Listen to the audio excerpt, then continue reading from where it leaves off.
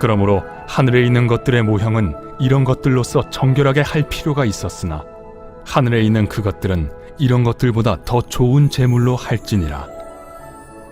그리스도께서는 참것의 그림자인 손으로 만든 성소에 들어가지 아니하시고 바로 그 하늘에 들어가사 이제 우리를 위하여 하나님 앞에 나타나시고 대제사장이 해마다 다른 것의 피로써 성소에 들어가는 것 같이 자주 자기를 드리려고 아니하실지니 그리하면 그가 세상을 창조한 때부터 자주 고난을 받았어야 할 것이로되 이제 자기를 단번에 제물로 드려 죄를 없이 하시려고 세상 끝에 나타나셨느니라. 한 번 죽는 것은 사람에게 정해진 것이요 그 후에는 심판이 있으리니 이와 같이 그리스도도 많은 사람의 죄를 담당하시려고 단번에 들이신 바 되셨고 구원에 이르게 하기 위하여 죄와 상관없이 자기를 바라는 자들에게 두 번째 나타나시리라.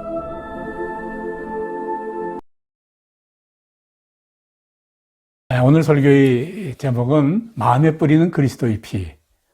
본문은 히브리서 9장 23절로 28절입니다. 인생에 많은 문제가 생기는데 그 이유는 바로 죄 때문입니다.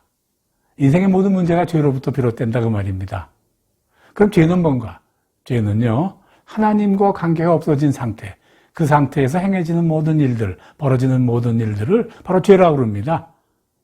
원어상 표적을 빗나간 화살이다, 그런 의미가 있습니다. 표적이 빗나간 화살은 관역을 제대로 못 맞추죠. 그래서 죄된 인생은 고달픈 삶, 실패가 그치지 않는 삶입니다. 또 그런 삶을 살다가 죽어서는 영원한 지옥으로 갈 수밖에 없는 삶, 그것이 바로 죄로 인한 삶이죠. 그럼 왜 그렇게 되었나? 왜 그렇게 되었나? 네. 사람이 만들어진 목적대로 살지 못해서 그래요. 이 세상 창조되어진, 그리하여 존재하는 모든 물건들, 이런 물건들은요, 다 그렇게 존재하는 목적이 있어요. 사람은 하나님 형상대로 만들었죠. 하나님을 닮게 만들었단 말입니다. 그런 귀한 존재로 창조되어진 사람은요, 분명히 그런 목적이 있습니다. 그것은요, 시편에 의하면 이 백성은 내가 나를 위하여 지었나니 나의 찬송을 부르게 하려 함이라. 네, 시편 43편 21절 말씀이에요. 43편 21절, 귀한 말씀이에요. 우리가 이 세상에 존재하는 목적은요, 바로 하나님을 위하여, 그를 찬송하기 위하여 우리는 만들어졌어요. 네. 그런데 그렇게 창조된 우리가 또 그렇게 살아야 되죠. 그러려면 하나님께만 순종하고 그에게만 의뢰하는 삶을 살아야 됩니다. 그래야 하나님의 목적에 따라 살 수 있는 것이죠. 그러나 최초의 사람 아담과 하와는요, 하나님께 불순종했어요. 그래서 하나님 관계가 끊어졌습니다. 그래서 죄가 세상에 들어온 겁니다. 네. 죄로 인해 하나님께 영광 돌리도록 만들어진 그런 사람이 오히려 하나님을 부끄럽게 하는 죄의 종이 되어버린 것입니다. 네. 우리 인생은요, 이런 죄의 문제를 해결하지 않고서는 아무것도 안 됩니다. 혹간되는 것 같이 보여도 다시 원점으로 돌아가고 그렇게 되는 거예요. 그러므로 반드시 이 죄 없이 함을 받아야 돼요. 뉘우치고 반성한다고 이 죄가 없어지지 않나요? 금식 많이 한다고 죄가 없어지지 않습니다. 오체투어라고 있더라고요. 오체투지. 기어서 수십 수백 킬로미터를 이렇게 성지라고 지정된 장소로 이렇게 가는 거예요. 네. 그렇다고 죄가 정상 참작돼서 감해지지도 않아요. 한마디로 내가 내 노력으로 죄를 없이 할 수 있는 방법은 이 세상에 없습니다. 네. 오직 하나님만이 내 죄를 해결해 줄 수 있습니다. 마가복음 2장 7절에 의하면 오직 하나님 한 분 외에는 누가 능히 죄를 사하겠느냐, 이렇게 말씀하고 계시죠. 우리 죄 문제를 해결해 줄 수 있는 유일하신 분 하나님은요, 우리를 사랑하시는 그 사랑으로 인해서 우리 죄를 사하여 주시는 계획을 세웠어요. 그것을 하나님의 구원 계획이다, 그렇게 말합니다. 네. 성경 중 구약 성경은요, 이 구원 계획이 시작된 부분을 기록한 책이에요. 네. 하나님은 먼저 죄가 죄인 줄 알아야 되겠어서 죄가 죄인 줄은 알아야 뭐 사든지 안 하든지 되지 않겠어요? 그래서 죄가 죄인 줄 알게 하려고 율법을 주셨습니다. 맨 먼저. 그 율법을 보니까 내가 죄인이거든요. 그래서 그 율법으로 인해서 어떤 행위가 죄인 줄 알게 된 그런 사람들에게 하나님은요, 구약시대에 임시로 죄 사하는 방법을 이렇게 정해 주셨습니다. 구약 레위기 또 신약 히브리서에 그런 내용들이 구체적으로 잘 기록되어 있습니다. 처음에 임시로 행하라고 가르치신 죄 사함의 방법은 뭐냐면요, 한마디로 핏뿌림의 방법이었어요. 히브리서 9장 22절에서는요, 핏뿌림이 없은즉 삶이 없느니라 이렇게 설명을 하고 있어요.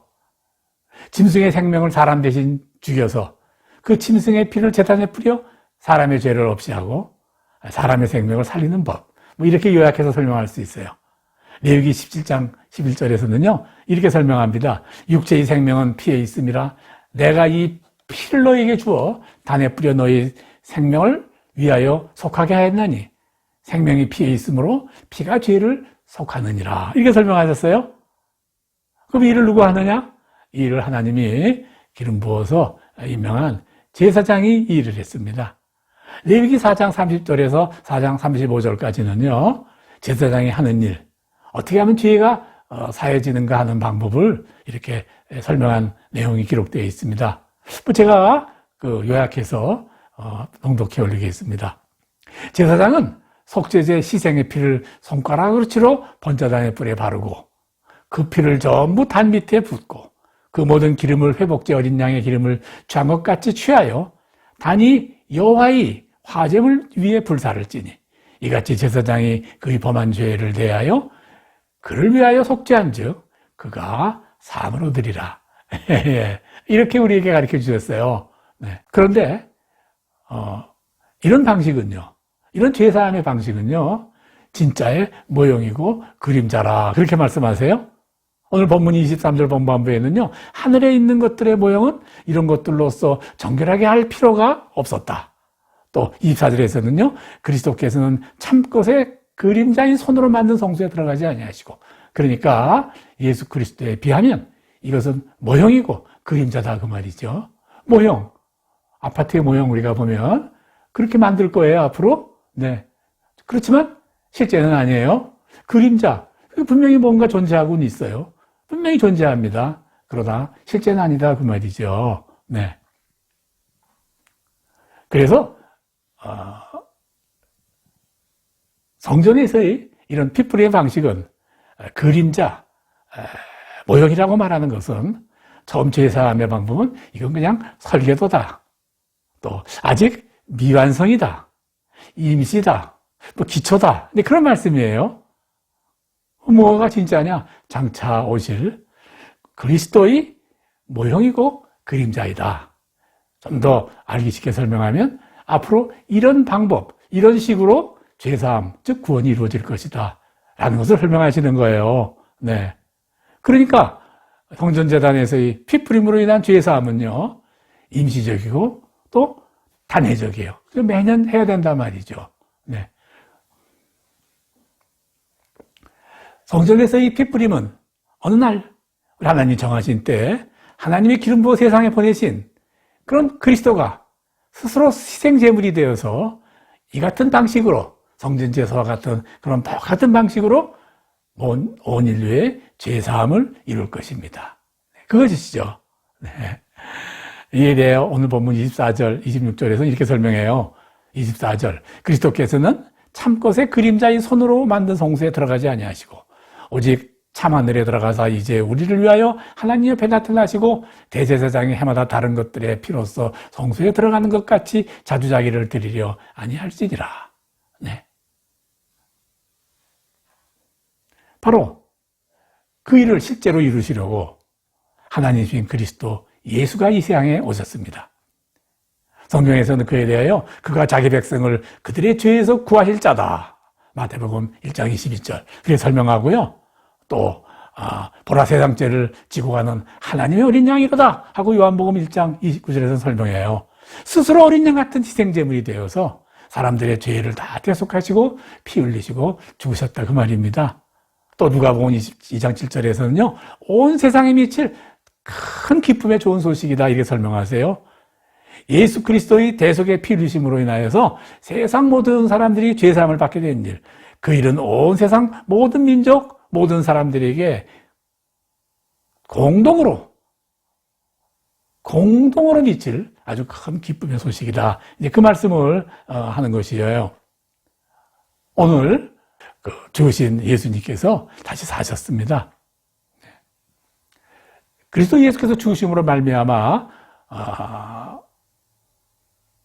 다시 살아나심으로 인해서 죽음의 권세가 물리치시고 이기셨어요.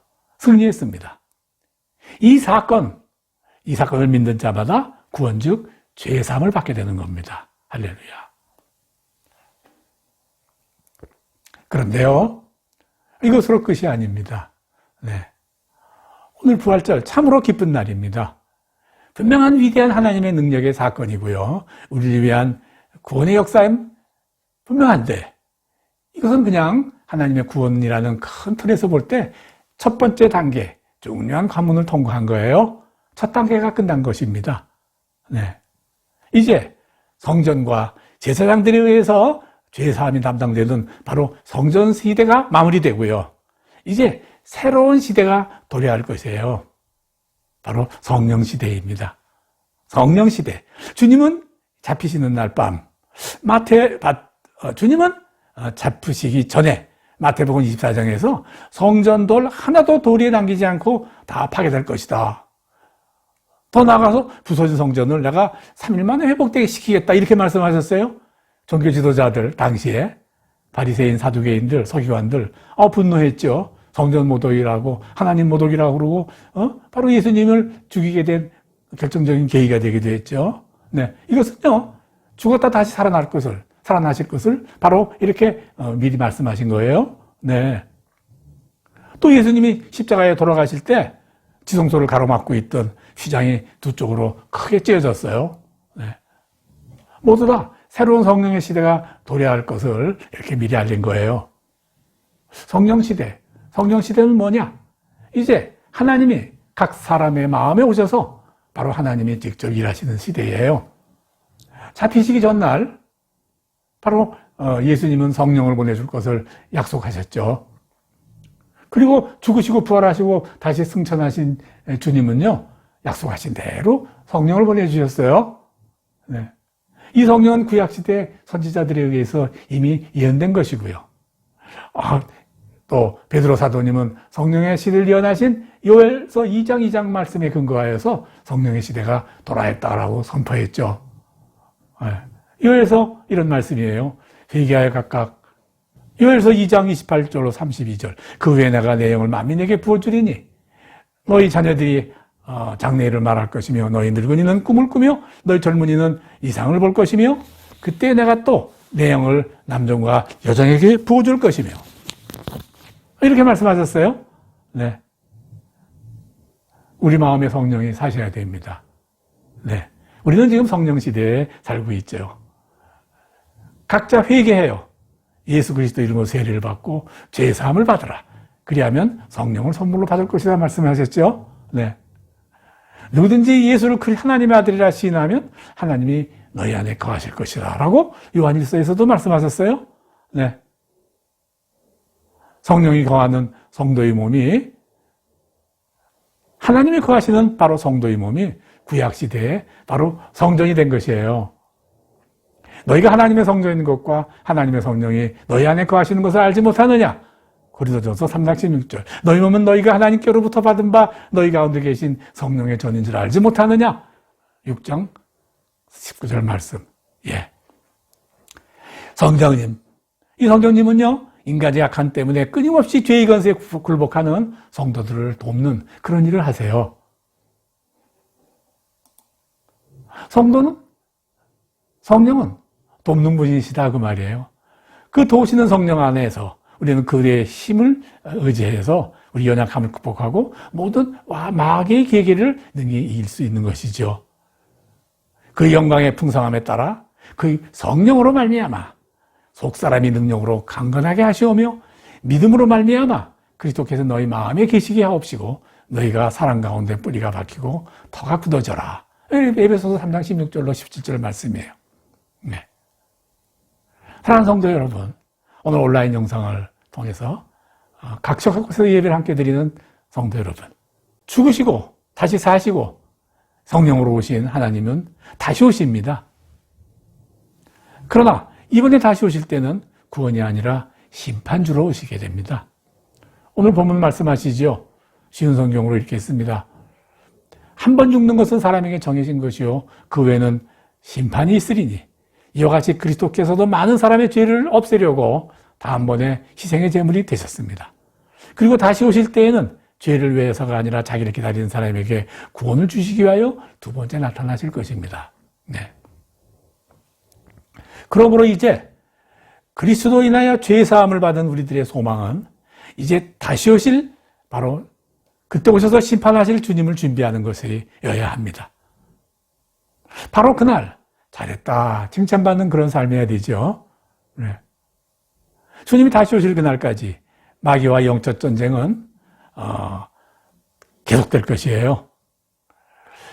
예수님이 두 번째 다시 오셔서 세상을 심판하실 그때까지 마귀는 세상에 존재하면서 마귀의 일을 그치지 않습니다.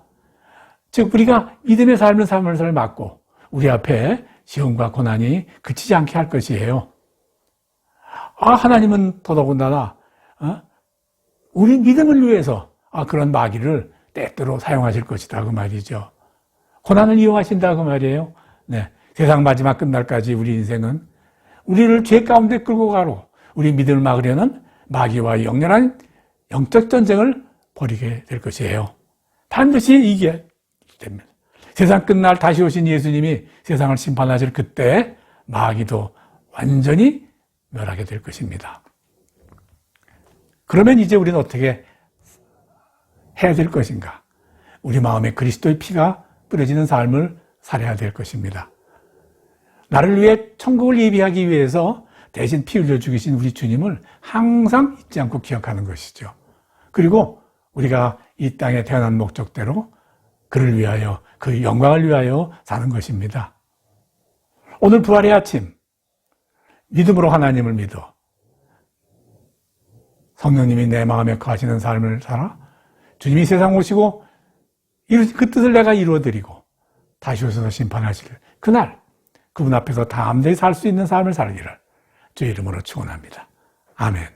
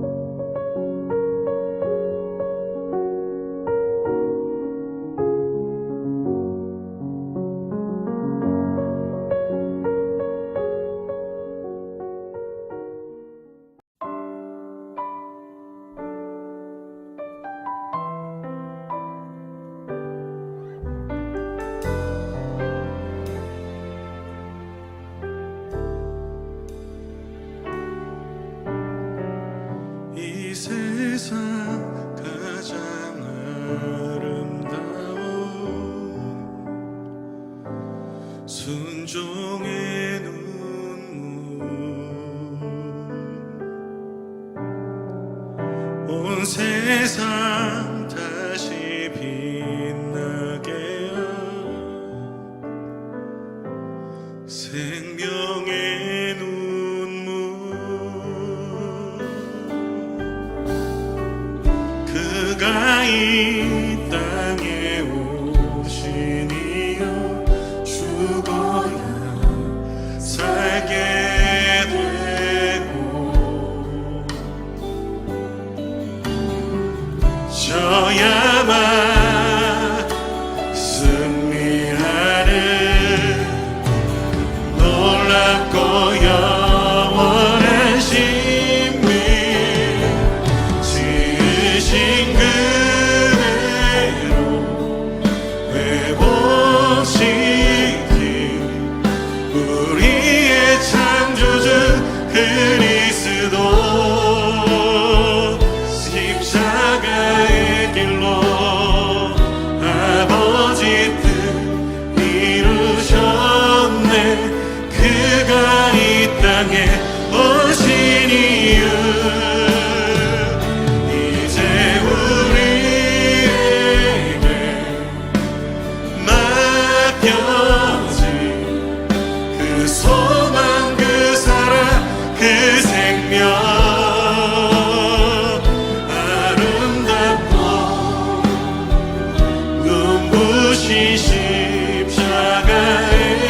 길 우리가 이 땅에 살아갈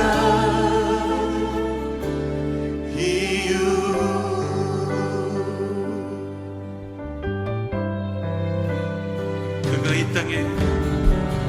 그가 이 땅에 오신 이유 죽어야 살게 되고 져야만 승리하는 놀랍고 영원한 신비 지으신 그대로 회복시킨 우리의 창조주 그리스도 십자가의 길로 아버지 뜻 이루셨네 그가 이 땅에 오신 이유 이제 우리에게 맡겨진 그 소망 그 사랑 그 생명 아름답고 눈부신 십자가의 길 우리가 이 땅에 살아가 이유 지으신 그대로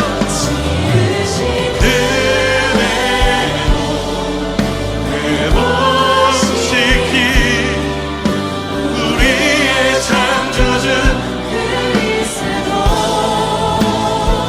십자가의 길로 아버지 뜻 이루셨네 그가 이 땅에 오신 이유 이제 우리에게